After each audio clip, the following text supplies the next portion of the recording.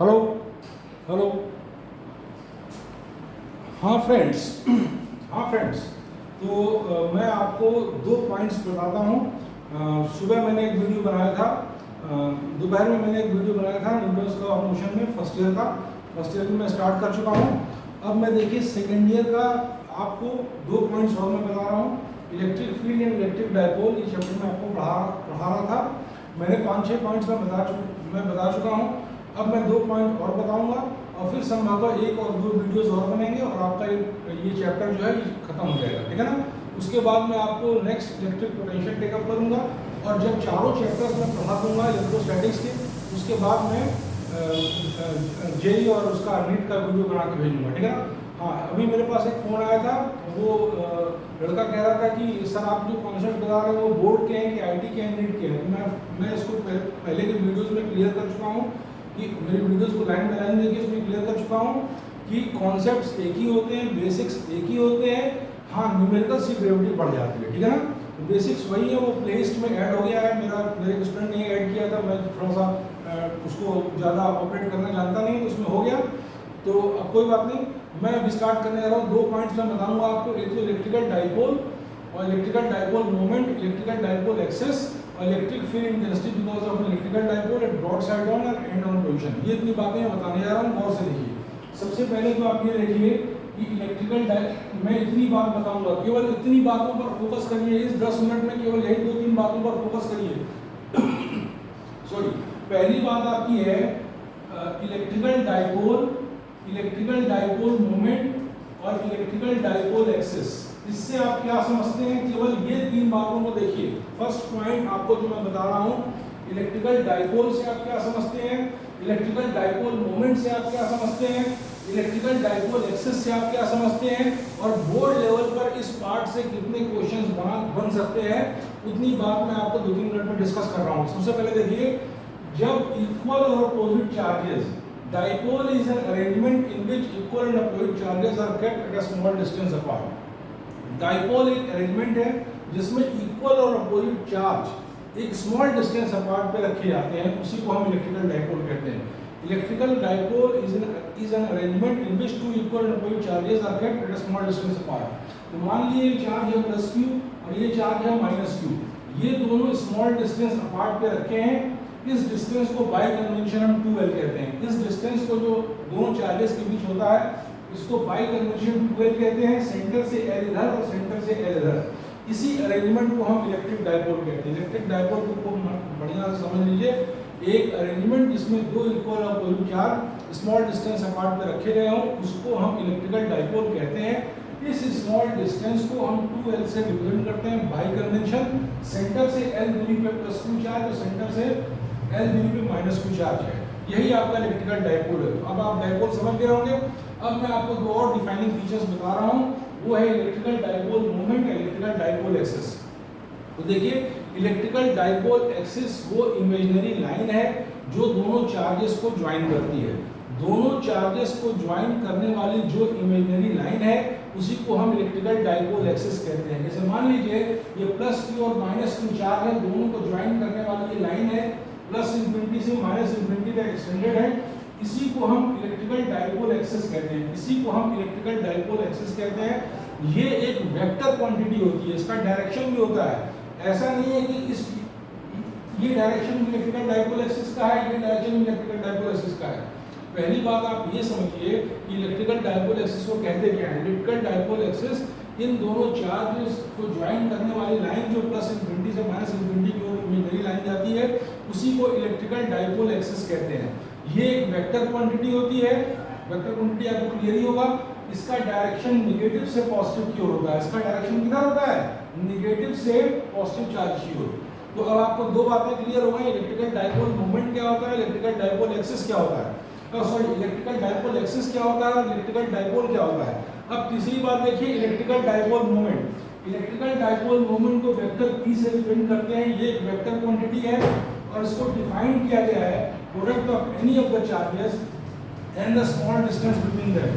फिर से सुनिए, इलेक्ट्रिकल डाइपोल मोमेंट एक वेक्टर क्वांटिटी है और इसको वेक्टर P से रिप्रेजेंट करते हैं। उसको डिफाइन किया गया है किसी भी एक चार्ज और उनके बीच की दूरी के प्रोडक्ट को इलेक्ट्रिकल डाइपोल मोमेंट की डिफाइन करते हैं, उसके डायरेक्शन डाइपोल एक्सिस के डायरेक्शन के अलाउंग होता है। इतनी बातें क्लियर हैं। अब आप देखिए इस पार्ट से कितने तरह के क्वेश्चन आपके बोर्ड लेवल पे बन सकते हैं। पहला क्वेश्चन तो आपका ये बन सकता है कि इलेक्ट्रिकल डाइपोल क्या है। दूसरी बात आपसे पूछ सकता है कि डाइपोल एक्सिस डाइपोल मोमेंट क्या है। तीसरी बात आपसे पूछ सकता है इलेक्ट्रिकल डाइपोल मोमेंट की का यूनिट क्या है और उसका डायमेंशन फॉर्मूला क्या है। तो यूनिट तो बहुत आराम से आप निकाल सकते हैं, ये है Q × 2L। तो Q की यूनिट होती है कूलम और L की यूनिट होती है मीटर। तो कूलम × मीटर इसकी यूनिट है। बहुत आराम से आप लिख देंगे। 1 मास का एक क्वेश्चन कई बार आपके बोर्ड में आया है। दूसरे तरह का क्वेश्चन इसका डायमेंशन फॉर्मूला पूछता है। तो डायमेंशन फॉर्मूला पूछेगा तो आप डायमेंशन लिख देंगे। Q का डायमेंशन होगा I × T और L का डायमेंशन होता है L। तो इस तरीके से ये LTA डायमेंशन हो जाएगा इलेक्ट्रिकल डाइपोल मोमेंट का। अब एक तरह का और क्वेश्चन इस पार्ट से आपके बोर्ड में एक 2 नंबर का बन जाता है।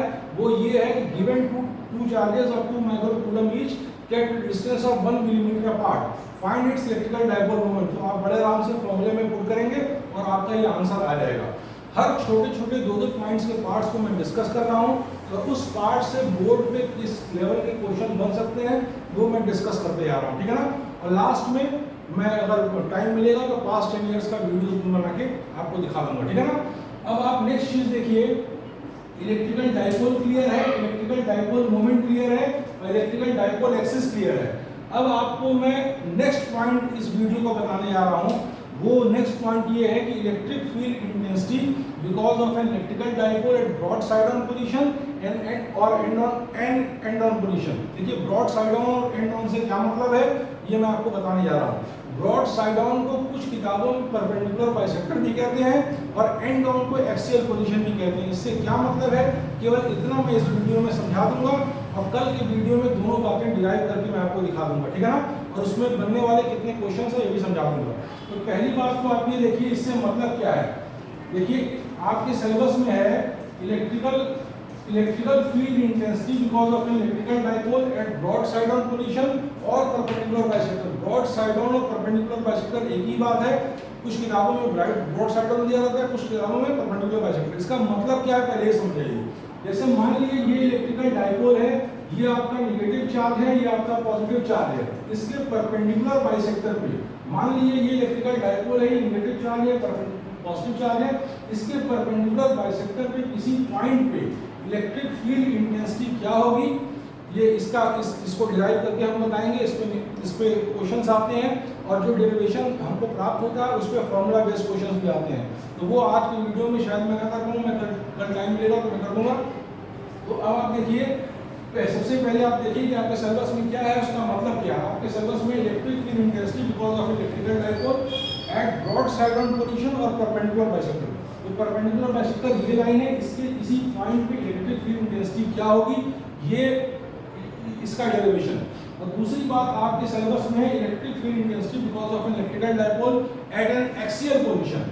यानी एक्सिस पे कोई पॉइंट है डाइपोल के सेंटर से r दूरी पे।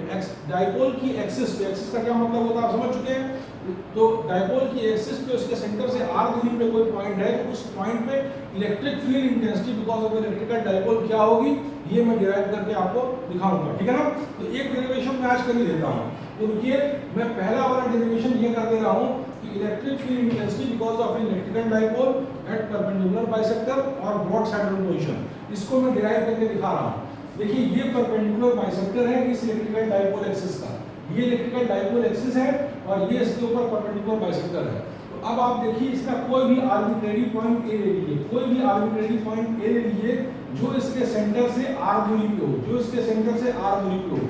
अब हमको करना क्या है, इस पॉइंट पे इलेक्ट्रिक फील्ड इंटेंसिटी निकालना है।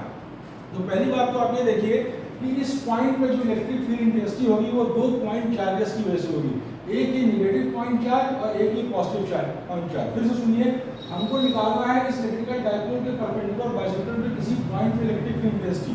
तो मान लीजिए कोई पॉइंट है जो सेंटर से r दूरी पे है, इस पॉइंट पे इलेक्ट्रिक फील्ड इंटेंसिटी निकालना है। तो इस पॉइंट पे जो इंटेंसिटी होगी ये इस पॉइंट चार्ज और इस पॉइंट चार्ज की वजह से होगी, ठीक है ना। और आप जानते हैं कि नेगेटिव चार्ज की डायरेक्शन में इलेक्ट्रिक फील्ड इंटेंसिटी होती है और पॉजिटिव चार्ज से अवे होती है इलेक्ट्रिक फील्ड इंटेंसिटी। ये बात मैं पहले की वीडियोस में आपको बता चुका हूँ। तो मान लीजिए इसकी वजह से इंटेंसिटी E1 है और इसकी वजह से इंटेंसिटी E2 है, मान लीजिए, ठीक है ना। तो आप आराम से देख सकते हैं कि E1 का जो मॉड होगा यानी E1 का जो मैग्नीट्यूड होगा वो होगा 1/4 पाई एप्सिलॉन नॉट और ये Q बाई इस डिस्टेंस का स्क्वायर, इसको A मान लीजिए, तो ये A स्क्वायर हो गया।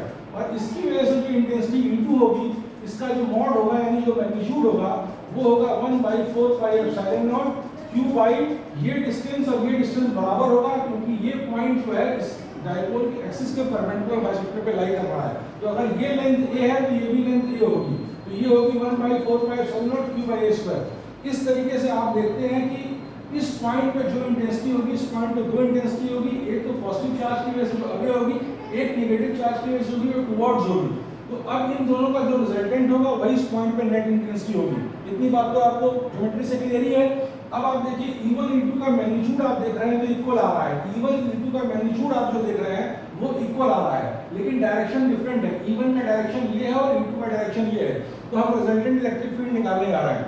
तो हमने इसके पैरेलल एक लाइन ड्रॉ की, मान लिया कि डायपोल एक्सिस के अलोंग x एक्सिस है और इसके परपेंडिकुलर के अलोंग y एक्सिस है, तो इसके पैरेलल एक लाइन हमने ड्रॉ की, ठीक है ना। अगर ये एंगल थीटा है तो ये भी एंगल थीटा होगा। ये क्लास 8 9 10 में आप पढ़ चुके हैं अल्टरनेट एंगल्स, ठीक है ना। और अगर ये साइड और ये साइड बराबर है और ये साइड और ये साइड बराबर है, अगर ये साइड और ये साइड तो बराबर होगी, परपेंडिकुलर बाइसेक्टर पे है, और ये साइड और ये साइड भी बराबर है क्योंकि ये सेंटर का डायपोल है और ये एंगल 90 डिग्री है, तो आरएचएस कांग्रुएंस रूल से क्लास 9 10 में आप पढ़ते हैं कि ये दोनों ट्रायंगल कांग्रुएंट होंगे, ये दोनों ट्रायंगल जो है कांग्रुएंट होंगे। अगर ये ट्रायंगल 1 और ट्रायंगल 2 कांग्रुएंट है तो ये एंगल थीटा है तो ये भी एंगल थीटा हो जाएगा। इतनी बात तो क्लियर होगी, इसमें कोई बहुत बड़ी बात है नहीं। अब अगली बात आप देखिए कि इस E1 को मैं रिजॉल्व कर रहा हूं दो कंपोनेंट्स में। इस E1 E2 का रिजल्टेंट हमको निकालना है, तो पहले हम E1 को रिजॉल्व कर रहे हैं दो कंपोनेंट में। एक बात और देखिए, ये लाइन और ये लाइन पैरेलल है, ये लाइन और ये लाइन पैरेलल है और ये साइड इसको इंटरसेक्ट कर रही है। तो अगर ये एंगल थीटा है तो ये भी एंगल थीटा होगा, करस्पॉन्डिंग एंगल। ये बात आप पहले पढ़ चुके हैं।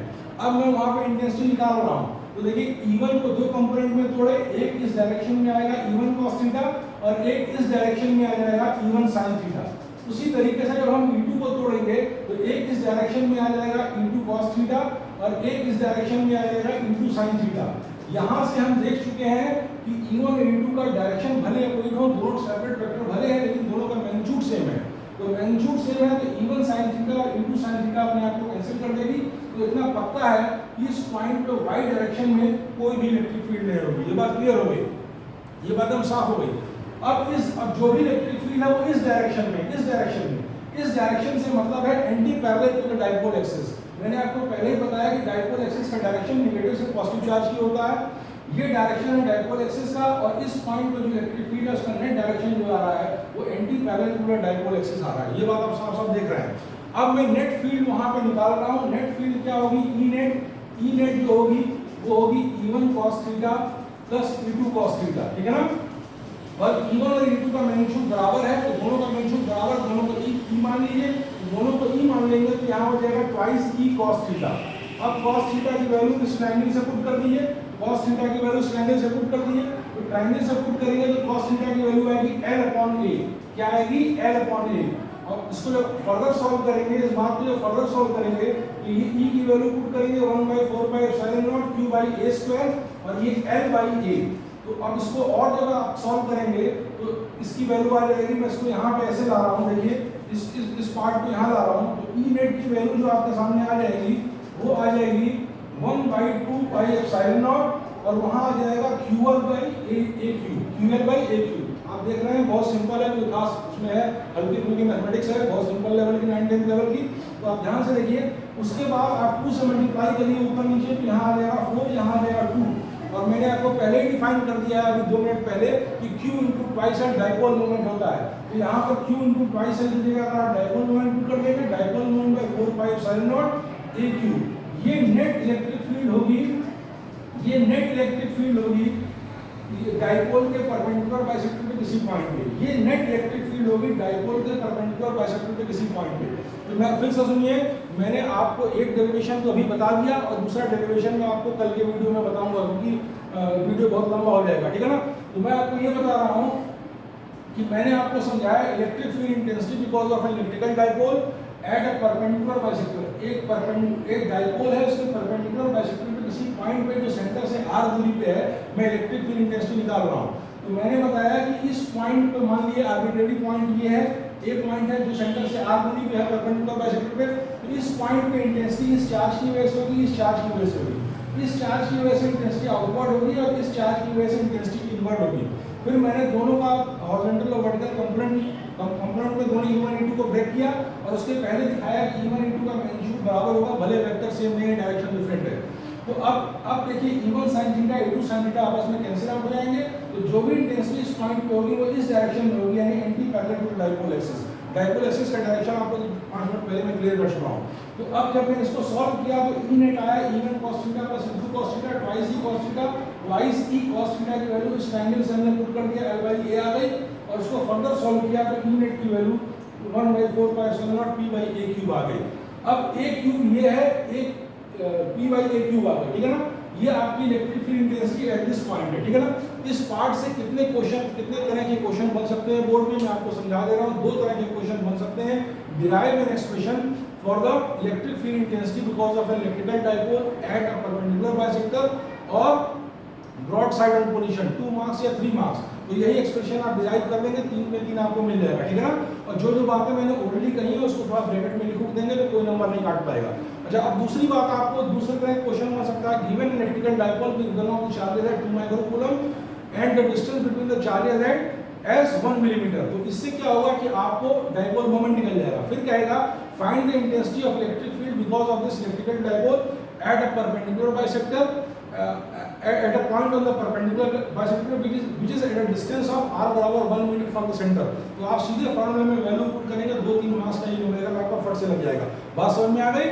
तो अब आप देखिए इस तरीके से होगा E नेट यहाँ पे 1/4πε0 P/a³, ठीक है ना। तो a³ की वैल्यू क्या होगी, P/a³। तो इस तरीके से आपका ये हो जाएगा। और चलिए फिर मैं नेक्स्ट वीडियो में आपको electric field intensity because of electrical dipole and axial question बता दूंगा। Thank you.